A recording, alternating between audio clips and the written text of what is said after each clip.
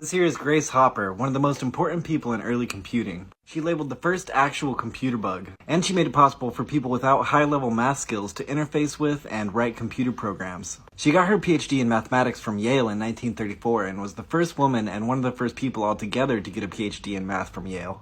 She had a history of military service and tried to join the Navy during World War II, but at first was rejected because she was too old at the age of 34. Next time she tried to get in, she was denied because she was too small. She was 5'6" and 105 pounds and was considered underweight for her height. But she finally got into the Women's Reserve and started working with this beast of a computer called Harvard's Mark I.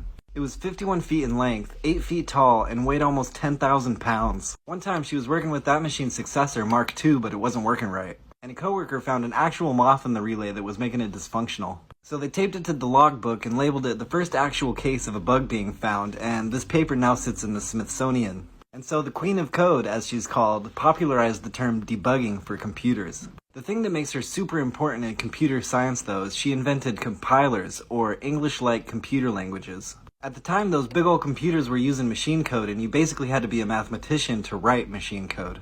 So she was like, what if you could write out what you want in an English-like code, and the computer could translate it into machine code? At first the idea got pshawed. They were like, duh, computers don't speak English. But she plowed ahead anyway because most people don't speak machine code and she wanted computer programming to be more accessible. And her compiler COBOL is still heavily used in data processing. Another thing I love about her is she was a great science communicator. A famous thing she would do is she would pass out a piece of wire that was just under a foot long to demonstrate a light nanosecond.